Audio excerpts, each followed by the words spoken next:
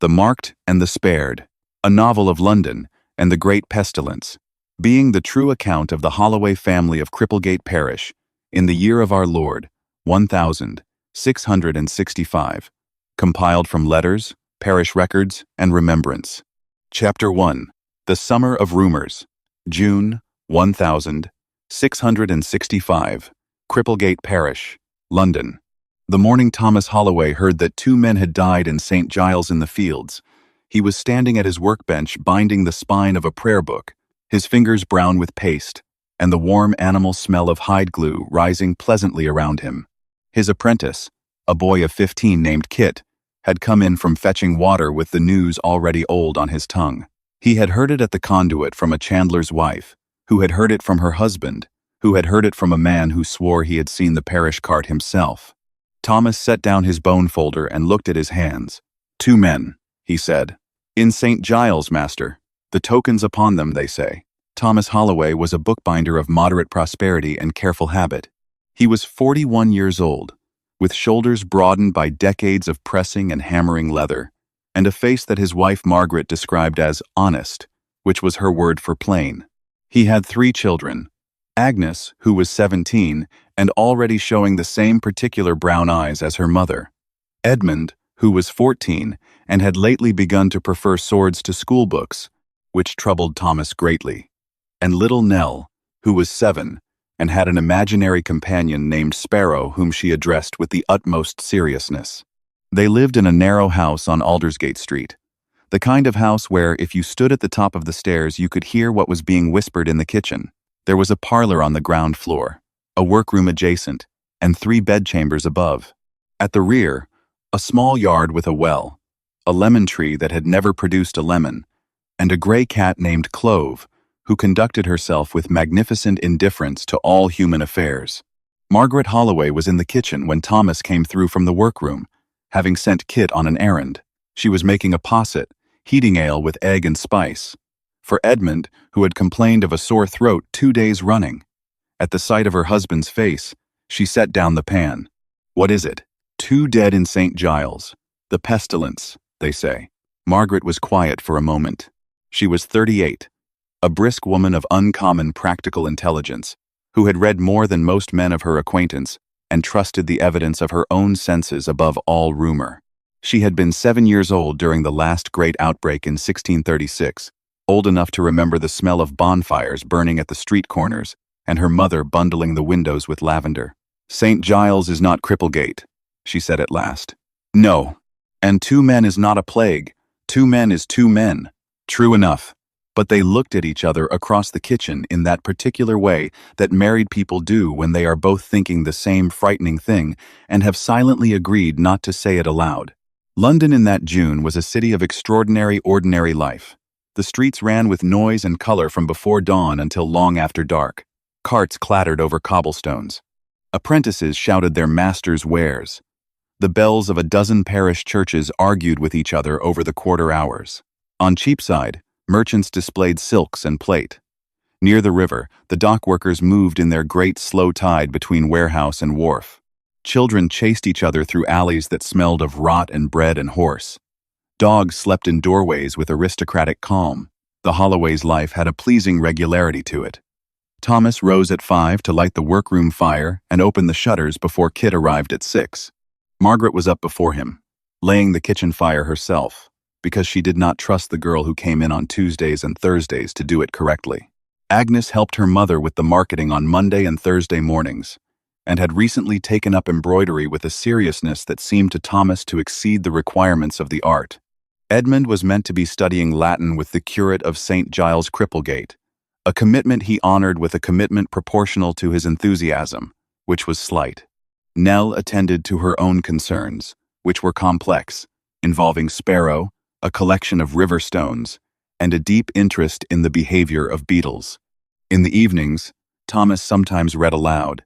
He had a particular affection for Johnson and Marlowe, while Margaret sewed and the children did what children do in the benevolent radius of parental warmth. These were the evenings he would later hold in his memory like a candle, turning them carefully to keep the flame alive. The rumors from St. Giles continued through June, swelling and retreating as rumors do, now dramatic, now dismissive. The Lord Mayor posted notices. The College of Physicians issued guidance about the corrupt air and the carrying of posies of rue and wormwood. Thomas bought a bunch of rue from the apothecary at the end of the street and hung it by the door, and was not certain whether he felt wiser or more foolish for doing so. "It is the miasma they fear," Margaret told the children at supper, her tone level, factual, neither falsely reassuring nor needlessly frightening. "Bad air from the river and the kennels. We shall keep the house clean, the windows open in the morning, and closed in the heat of the afternoon, and eat well. And we shall not go near the afflicted parishes." "What if the afflicted parishes come near us?" Edmund asked, with the precision of a boy who had thought about it. Margaret looked at him steadily. "Then we shall be sensible." Nell turned to the empty chair beside her and whispered something to Sparrow that made her nod, apparently satisfied. Chapter 2. Watches and Ward. July, 1665. By the first week of July, the bills of mortality told a story that no amount of official reassurance could soften. The weekly bill, that grim broadsheet printed each Thursday by the parish clerks, listed the dead by parish and by cause, and for 3 weeks running the figures under plague had risen. 43, then 112, then 268. Thomas bought each bill from the man who sold them outside St. Paul's and brought them home and read them in the workroom alone, as though shielding his family from a letter bearing bad news. The city began to change in the way that cities change under fear. Slowly at first, then all at once. The wealthy began to leave. Thomas watched them go from his doorstep. Carriages loaded with boxes and children and frightened-looking servants, heading north through the city gate in a stream that grew daily thicker. The king himself had removed to Hampton Court. Those who stayed, and most stayed, because most had no carriage, no country house, and no cousin willing to receive them, made their own arrangements with fate. Thomas established what he called, with quiet formality, the household precautions. He had read everything available: the printed advisories, the pamphlets from the physicians, the old accounts of the 1,636 and 1,625 outbreaks that he found in his shop's own inventory. Each morning, before the family assembled for breakfast, he walked the house with a small brazier of burning rosemary and juniper, sending smoke into every corner. He kept the yard well swept, and the privy hole treated with quicklime that he fetched in a covered bucket from the lime burner on Beach Street. He examined the children's hands and necks each evening with the careful attention of a man reading a text he does not wish to misunderstand. Margaret applied her own methods alongside his. She boiled the drinking water and mixed a vinegar solution that she kept in a stoppered bottle, using it to wipe the door handles and the surface of the kitchen table after any visitor had touched them. She burned rue in a small dish near the hearth. She fed the family well: meat broth, dried peas, good bread, the small beer they brewed themselves from hops she had bought in quantity at the start of June. "Strength is a shield," she said, and said it often enough that Nell began to say it to Sparrow, who apparently required frequent reminding. Edmund's Latin lessons had quietly ceased when the curate removed to his family's home in Essex. Edmund did not mourn the curate, but he did miss the walk through the parish that the lessons had given him, a young man's excuse to be in the world. Now Thomas kept him mostly within the house and yard, a confinement Edmund bore with the poorly concealed resentment of a 14-year-old boy who believed himself perfectly capable of judging risk, and was being denied the opportunity to prove it. He and Thomas had a particular arrangement. Edmund was permitted to go to the market with Agnes on Thursday mornings, provided he carried a bunch of herbs to hold before his nose in crowds, and did not linger near any house that bore a red mark upon its door. These red marks, crosses painted on the doors of infected houses, with a prayer above them, had begun to appear on certain streets, rare at first, then less rare. Edmund came home from market one Thursday, with his face arranged in its habitual expression of studied casualness, and did not mention until supper that he had counted 11 marked houses between Aldersgate and the Cheapside crossing. Thomas said nothing, but that night he sat in the workroom for a long time, not working, the press and the boards and the half-finished books around him in the candlelight, and he thought about the particular helplessness of loving people in a world that held no guarantee. Agnes, for her part, seemed to have absorbed the situation into the fabric of her being without apparent distress, the way that calm, perceptive people sometimes absorb difficult truths, Not by denying them, but by making space for them without being overwhelmed. She had a friend named Dorothy Kember, who lived 3 streets over, and they had begun to exchange notes by way of a small boy, Jem, the chandler's son, rather than visiting in person, a precaution both families had independently arrived at. In these notes, Agnes was known to discuss books, needlework, and the general disagreeableness of being confined. Kit, the apprentice, had gone home to his family in Southwark at the start of July, and Thomas did not recall him. He worked alone in the shop, and the work itself was a kind of prayer. The familiar physical concentration of it, the smell of leather and linen, the satisfying resistance of the press. The church bells rang for the dead daily now, a sound that had once marked only funerals of note, but now tolled almost constantly, threading through the city's noise like a dark river beneath a bright one. The family learned, without meaning to hear it and not hear it. Little Nell asked once why the bells rang so much, and Margaret said it was because the city was praying, which was both true and not the whole truth.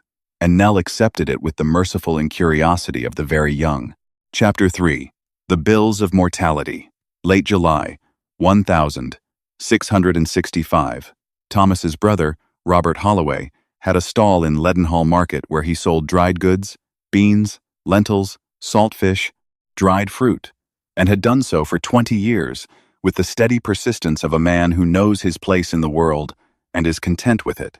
Robert was 3 years younger than Thomas, stouter, louder, and possessed of an absolute confidence in his own good health that Thomas had always found both admirable and faintly maddening. He came to Aldersgate Street on a Sunday evening in late July, arriving without warning in the way that Robert always arrived, filling the small parlor with his energy and his opinions.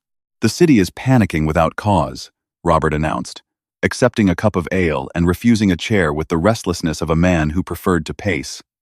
"Good English men and women have survived worse. I am at my stall every morning and I see perfectly healthy people all around me. It is the poor and the filthy who sicken, as they always have. Clean living and a sound constitution, that is your best protection." Thomas looked at his brother steadily. He had heard this reasoning from several quarters and found it, each time, less satisfying than the confidence with which it was delivered. "The bills show 500 dead this past week alone," he said. "Not all of them poor. The bills are wrong half the time.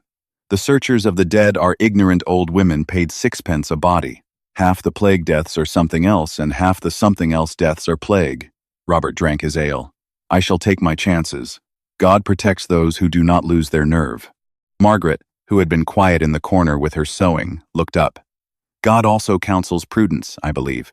It is not losing one's nerve to keep one's children from the market." Robert smiled at her. He had always liked Margaret. "You keep yours well, I see. We try." "I have no children to keep," Robert said, with the philosophical air of a man who has arranged his life to reduce regret. He had never married. "My stall is my child, and she needs feeding." He stayed another hour, ate the supper Margaret pressed upon him, made Edmund laugh with a story about a customer who had mistaken a bag of dried peas for a bag of shot, ruffled Nell's hair and called her his little sparrow, which caused Nell a complicated expression, and then departed into the dusk with his hat at an angle and his confidence intact. Thomas stood at the door watching him go. Margaret came and stood beside him. "He is a stubborn man," Thomas said. "He is lonely," Margaret said. "The stall is all he has. He cannot leave it." Thomas thought about this. "Do you think he knows the risk?" Margaret was quiet for a moment. "I think he knows and refuses to give it power over him. It is not exactly the same as ignorance." The days of late July had a strange quality that Thomas would later struggle to describe. A doubling, as though ordinary life continued in its ordinary way on one layer, while beneath it something dark moved steadily, making the ordinary things tremble slightly at the edges. He still bound books. The children still ate and slept and argued. Margaret still made the posset and kept the accounts. Clove the cat still slept on the press, to Thomas's constant irritation and secret comfort. But everything had the quality of something being held very carefully, the way you carry a lamp in a wind. Agnes had taken to reading the Bible with a quiet intensity that was new. Not the devotional reading of Sunday mornings, but the reading of someone who is looking for something, a principle, an anchor, a reliable account of how one survives a world that does not guarantee survival. He found her one afternoon with the book open to the Psalms and her finger on a verse, and he read it after she had gone upstairs. Yea, though I walk through the valley of the shadow of death, I will fear no evil, for thou art with me. He stood for a moment with the book in his hands, thinking about his daughter, this 17-year-old girl with her brown eyes and her embroidery, and her notes to Dorothy Kember and her quiet courage, and felt the specific love that is also terror, the particular gift and burden of parenthood. Edmund, meanwhile, had discovered a preoccupation with fire. He had been allowed to help burn the rosemary in the morning brazier, and from this small responsibility had developed an intense interest in the whole business of household burning. He read, in one of his father's books, about the ancient Athenian practice of burning cypress and cedar to ward off contagion, and brought this information to his father with the solemn authority of the newly knowledgeable. The ancient authorities all agree, he said, that fire and smoke are the enemies of pestilential air. And they may well be right, Thomas said, which was a more honest answer than he always felt inclined to give. He was not certain of very much in those weeks. But the burning and the smoking and the vinegar wipes and the boiled water felt like doing something, which was itself a kind of medicine against despair. Chapter 4. What the Body Knows. August 1665. The letter from Robert came on a Tuesday morning in the first week of August, carried by a boy Thomas did not know, written in Robert's familiar slanting hand but with less of his usual confidence in the pen strokes, as if the hand had been uncertain even as it moved. Brother, I am not well. I have the fever and something under my arm that the surgeon who came yesterday would not name to me directly but whose name I know well enough. Do not come. I am telling you so that you know and so that someone knows. I have water and a woman comes to leave bread at my door. I am not afraid. Your brother, Robert. Thomas read the letter twice. He read it in the workroom with the door closed, and then he sat with it in his hands for a long time.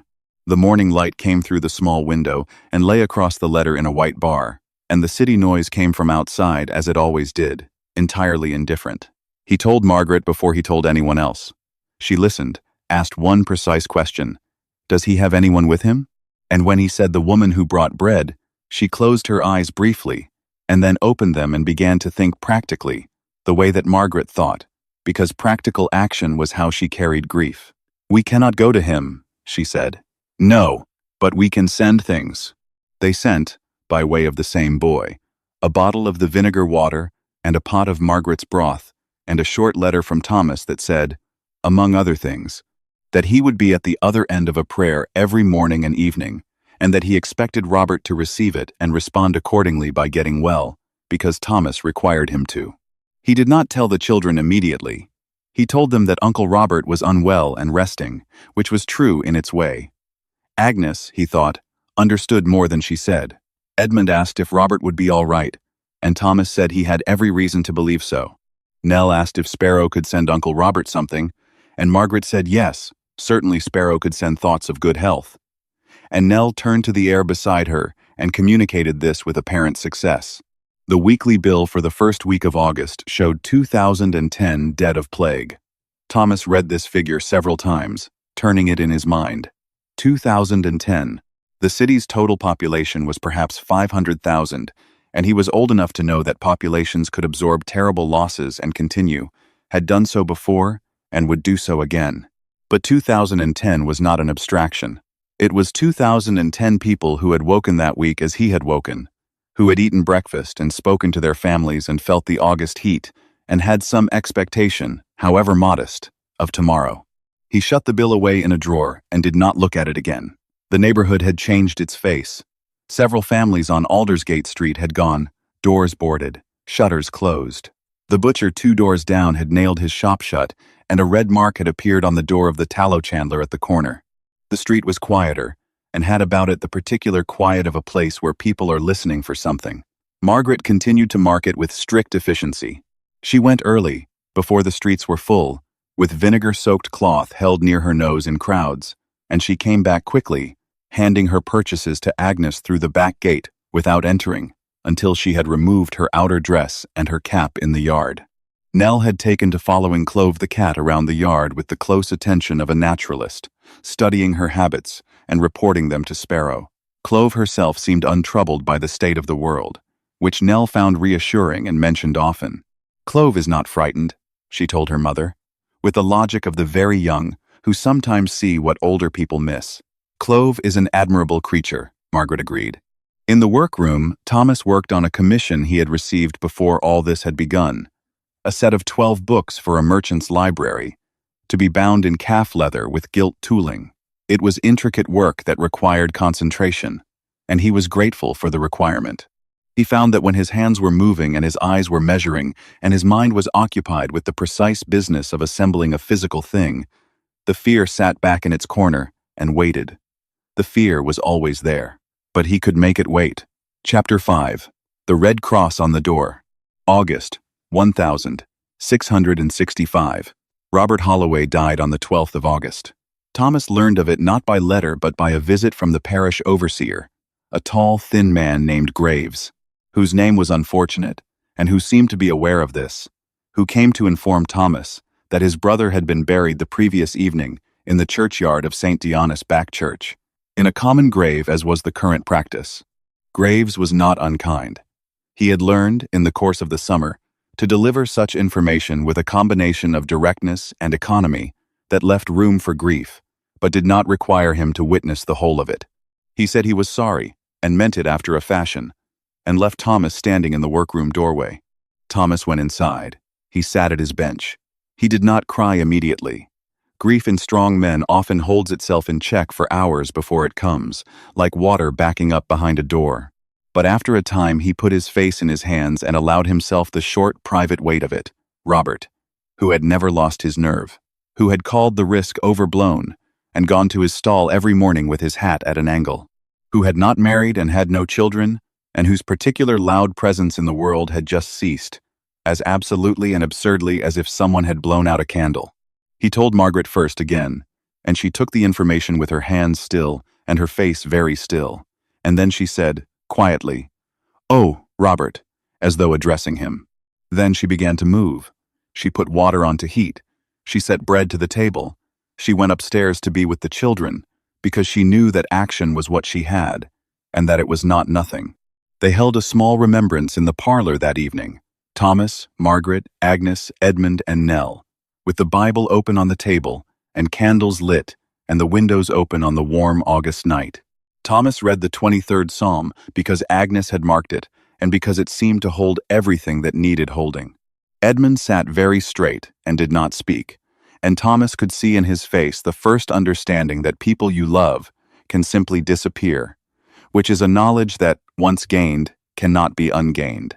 Nell asked if Uncle Robert was with Sparrow's family, which was where Sparrow's family lived, apparently, somewhere comfortable and well supplied with dried goods. Margaret said she thought that was very likely true. Thomas said nothing, but he thought that wherever Robert was, he was probably arguing cheerfully with someone about the proper assessment of risk. Agnes had been quiet for several days. Not her usual reading quietly, which was a settled quiet, but a different kind, drawn inward. Margaret noticed it on Wednesday, and asked her that evening, alone in the chamber they sometimes shared when Thomas worked late, whether she was well. "I am well," Agnes said. She was braiding her hair for sleep, and she kept her eyes on the glass. "Only I keep thinking about what we cannot know, whether we will be marked or spared, whether everything we do makes any difference at all." Margaret sat on the edge of the bed. "What do you believe?" she asked. "Not what do the physicians say, or what does your father think, but what do you believe?" Agnes considered this carefully.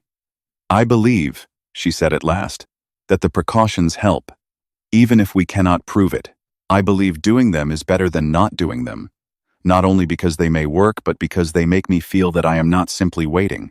"That is exactly right," Margaret said. "To act well in uncertainty is the whole of what is asked of us." Agnes finished her braid. "I am afraid of losing you," she said, simply, without drama, the way that the truest things tend to be said. "I know," Margaret said. "I am afraid too, but I am here. I am here now." She put her arms around her daughter, and Agnes leaned into her, and the candle burned steadily in the still air, and outside the bells of Cripplegate marked the hour and were silent. Chapter 6. Fire and Vinegar. September, 1665. September came in hot and dry, the hottest September in memory, the old men said, though old men always said this about any September worth discussing. The streets baked, the Thames ran low. The smell of the city tipped in hot weather toward the nauseating, a thick compound of refuse and river and animal and coal smoke that made the throat close and the eyes water even on good days. The plague, as if fed by the heat, burned upward. The weekly bill for the first week of September showed 6,980 dead. Thomas set the paper down very carefully when he read this, as though it might shatter. The city had taken on the character of a siege. Many of the shops were closed. The streets were half empty at hours that had once been full. The parish overseers walked their beats with long white wands and would not let the sick leave their houses. Watchmen were posted at the doors of infected households, night and day, to enforce the 40-day shutdown. The family inside was sent food through a hatch or window. They were not permitted to leave for the duration. This was the law, and it was harsh, and it saved some, and it condemned others, and the city continued to apply it with the grim consistency of a policy that has no better alternative. Margaret had established a routine with the supplies that had the quality of a military operation. What to buy, where to buy it, how to carry it home, how to handle it on arrival. She kept separate pegs for her market outer dress, which she left in the yard, and her house dress. She washed her hands with vinegar when she came in. She swept the yard and the steps each morning. She did all of this with a steady persistence that was not fearlessness. She was afraid, she told Thomas, every single day, but was something perhaps more admirable than fearlessness, which is deliberate action performed in the presence of fear. Thomas took his turn as well.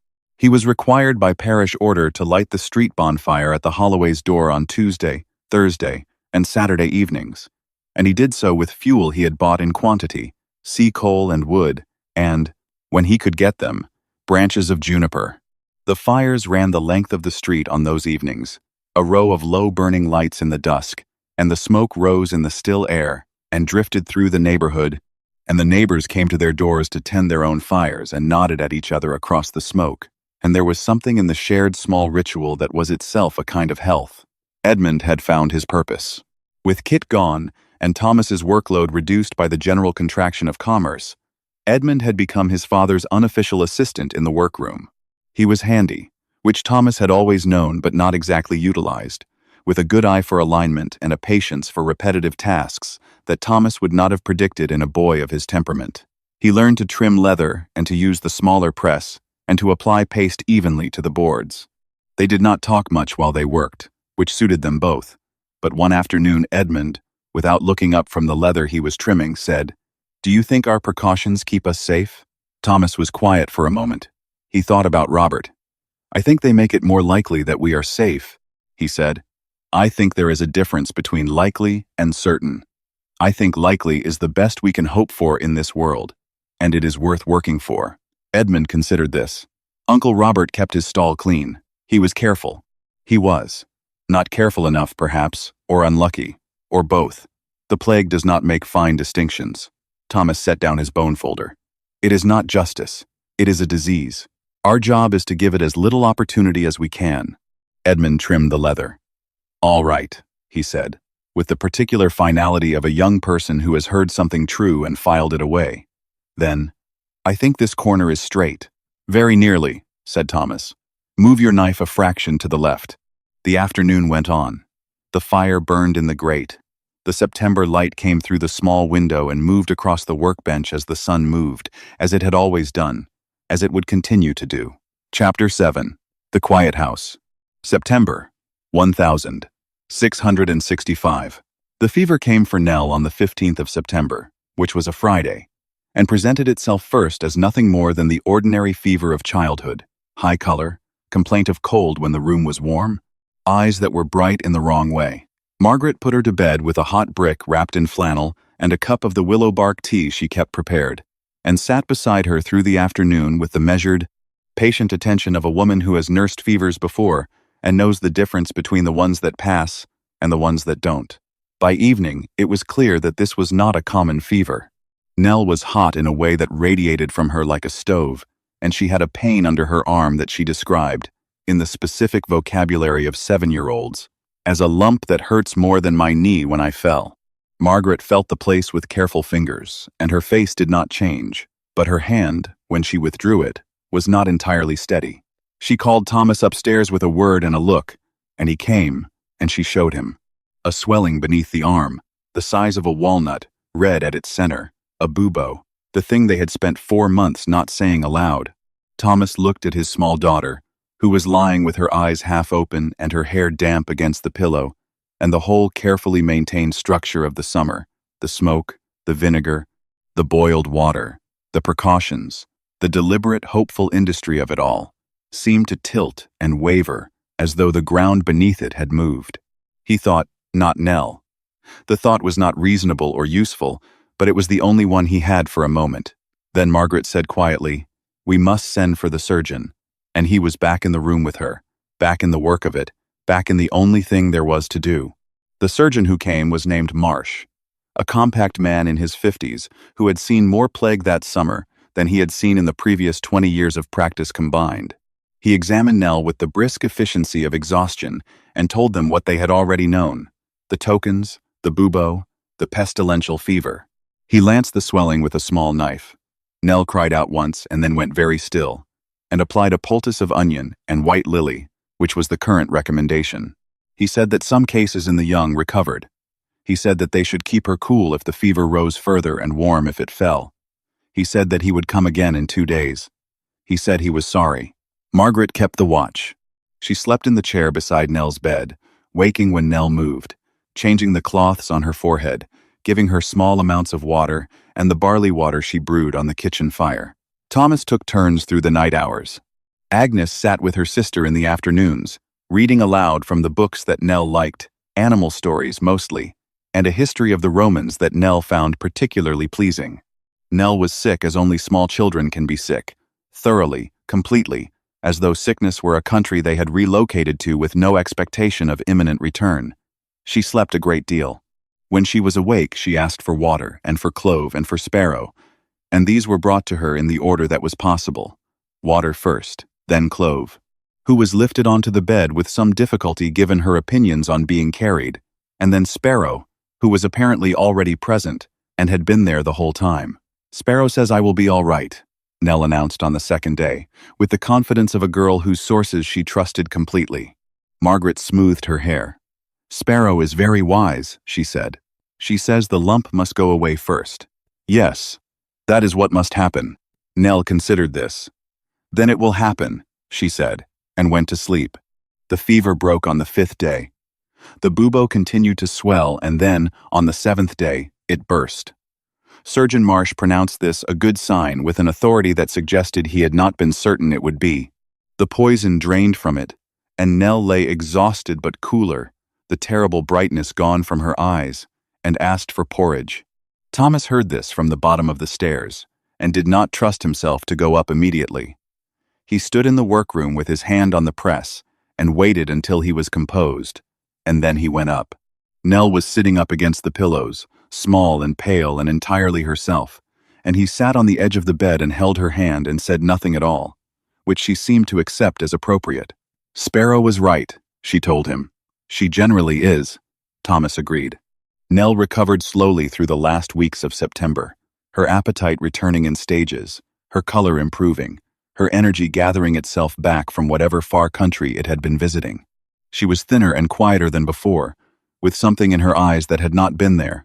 Not sadness, exactly, but a kind of weight, the particular gravity of a person who has been close to something large and understood it in the body, if not yet in the mind. Chapter 8. What Remains. October 1665. Dorothy Kember died in the first week of October. Agnes learned of it through a note from Dorothy's mother, not the usual small note carried by Jem the chandler's boy, but a larger sheet in a shaking hand, delivered to their door by the overseer. She was reading it in the parlor when Thomas came in from the workroom, and he saw her face and stopped. She looked up at him. Her eyes were wet, but her voice was level, the voice of her mother. "Dorothy is dead." Thomas sat down across from her. He did not try to say the things that people say, which Agnes would have found inadequate, and which he felt inadequate. He just sat there and let the fact of her grief take up the space it needed, without trying to reduce it. After a while, Agnes said, We had been writing to each other every few days, about nothing very important, about books, and what we were cooking, and whether we thought the autumn would come early. She had a very quick mind. I shall miss her quick mind. I shall miss her terribly. Yes, Thomas said. You shall. That is exactly right. Agnes was quiet again. Then, why do we talk about what cannot be helped as though there were something to say about it? Because we need to hear ourselves exist, Thomas said. When something terrible happens, the sound of our own voice saying it out loud is evidence that we are still here. Agnes considered this carefully, the way she considered everything. Then she unfolded the letter again and read it once more from the beginning, as though making sure she had all of Dorothy that she could still have. The plague's peak had passed. The bills of mortality began to decline from the terrible height of late September. The numbers fell in early October, and then fell again the following week. The physicians said the change in weather was suppressing the miasma. The ordinary people said nothing very organized, but felt something ease, very gradually, in their chests, the way a muscle that has been tense for months begins, tentatively, to unknot. The streets were busier. A few shops that had been closed opened their shutters. Jem the chandler's boy appeared on the street, having been kept in for weeks. He stood blinking in the October light like a creature emerging from hibernation. And Nell waved at him from the upstairs window with the warmth of a person who has recently been reintroduced to the simple pleasures of the visible world. Thomas made a journey to Leadenhall Market on a Tuesday morning, his first time much beyond the immediate neighborhood since July. He went to Robert's stall, which was locked with the vestry key as he had been told. He stood before it for a while. The stall was one of a row, its neighbors operating normally around it. A young man with saltfish on one side looked at Thomas, and then at the locked stall and said, with the brief solidarity of a stranger who understands the occasion, "Your brother's, was it?" "Yes," Thomas said. "He was here every morning. Good man with the customers, never short." The young man looked back at Thomas. "You'll do something with the stall?" "In time," Thomas said. "Yes." He walked home through the changed city. Some of the red crosses on the doors were already beginning to fade, as though the houses were quietly releasing the memory of what had been inside them. The bells were ringing, not the rolling constant death toll of August and September, but the ordinary bells of a weekday morning, marking the hour, calling to prayer. A child ran past him chasing a dog. Two women argued cheerfully over a price at a fishmonger's stand. A man sat in a doorway eating his dinner in the thin October sunshine with the focused satisfaction of someone who has decided to enjoy precisely this. Thomas walked and watched and felt, cautiously, tentatively, as though testing ice, something that might, in time, become relief. Chapter 9. The Frost Comes. November, 1665. November brought the cold that finished what the autumn had started. The first hard frost arrived in the second week of the month, silvering the yard and making Clove's breath a small cloud as she sat on the garden wall in her habitual position of contemplation. The plague retreated sharply in the cold. The bills of mortality shrank week by week, and the figures were now in the hundreds rather than the thousands, and the hundreds were in the dozens, and even this felt like something that might have structure, that might end. Life reconstituted itself around its losses, the way that life does, not replacing what was gone, but growing around the absences, the way a tree grows around a wound, incorporating it into a new shape that is not what it was, but is still alive, still reaching. Robert's stall. Thomas arranged with the vestry to take it over and reopen it, not himself, but let to a young man from the parish who had lost his own position in the disruption of the summer. The young man paid a modest rent, and Thomas put the rent money into a box that he called, in his own accounting, Robert's box, without having yet decided exactly what it was for. Dorothy Kember. Agnes wrote a very long letter to Dorothy's mother, full of particular memories, and received in return a letter equally long and equally particular. The correspondence continued through the winter, becoming something that neither of them had named, but both of them valued. A thread between two households that grief had connected more firmly than ordinary neighborly acquaintance ever would have. Nell recovered completely, or as completely as was visible. She was thinner but full of energy, bossier than before in the pleasant way of children who have been ill and discovered that adults will do almost anything for them. She continued her friendship with Sparrow. But she also, increasingly, played with Jem from next door, and with the children of the family on the other side of Aldersgate who had stayed through the summer. And there was something in the extension of her world back into the physical, back into the actual other children who had actual voices and actual elbows, that Thomas found quietly joyful to observe. Edmund had asked, formally and in writing, to begin a proper apprenticeship in the bookbindery. He outlined his reasons with the care of someone who knows his audience, that he showed aptitude, that the trade was stable, that the relationship of the craftsman to the physical product of his work was something he had come to value this summer, having seen how the making of a real thing could hold you to the earth when the world was frightening. Thomas read this letter twice. Then he went to find Edmund and said yes. On a Tuesday evening in mid-November, with the frost on the yard and the fire in the grate and the household gathered after supper in the parlor, Thomas reading, Margaret sewing, Agnes with a book, and the letter from Dorothy's mother folded in her pocket, Edmund with a piece of leather he was practicing tooling, and Nell on the floor with Clove and the apparently ever-present Sparrow, Thomas looked up from his book and observed his family. Not sentimentally. He was not a sentimental man, or had not believed himself to be one before this year had stripped him down to what he actually was, which was a man who loved his family with the totality of his available person, including the parts he hadn't previously been aware of. 97,000 people had died in London that year. He had read the final estimate in the last bill of the season. 97,000. Robert among them, Dorothy among them. The tallow chandler at the corner, whose name Thomas had never learned and mourned, nonetheless. And yet, the fire burned, the leather tooled, the book lay open. Nell was telling Sparrow something in a whisper that made Clove open one eye in the manner of a person overhearing a conversation they are pretending not to hear. Margaret's needle moved in and out of the cloth, with the even rhythm of a woman who has taken her own measure and found it adequate. Thomas looked at all of it. He looked at it for a long time. Then he went back to his book. Chapter 10. Spring. March. 1666. The lemon tree in the Holloway's backyard produced a lemon in March of 1666. This was the first lemon it had ever produced in 12 years of patient residence in the yard, and it was a very small lemon, and it was slightly misshapen, but it was unquestionably a lemon. Nell found it on a Tuesday morning and carried it inside with the reverence of someone who has discovered a religious relic. And Margaret sliced it and distributed it in 4 quarters, Nell declining to eat her portion on the grounds that Sparrow had suggested it would be unlucky, and they ate the 4 pieces at the kitchen table and found it pleasingly sharp, as a lemon should be.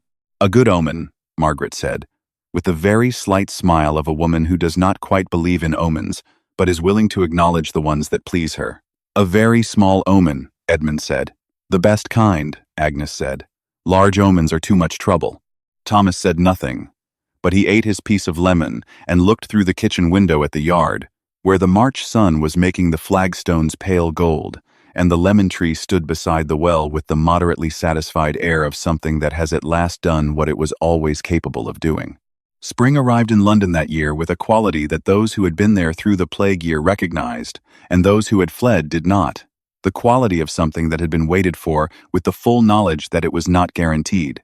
The ones who had stayed had learned, in the long, terrible months, the difference between expecting the spring and being grateful for it, which sounds small and is not small at all. The city reopened fully. The shops that had closed reopened. The people who had fled returned, many of them, and found their houses and their cities somewhat changed in ways they attempted to account for, and could not always. There was a different quality in the streets, a chastened quality, some said, a gentler one. But there was something. A city remembers what it has been through, if the people in it do, and London in the spring of 1666 had the particular character of a place that had looked at itself very clearly for a long time, and was glad to still be looking.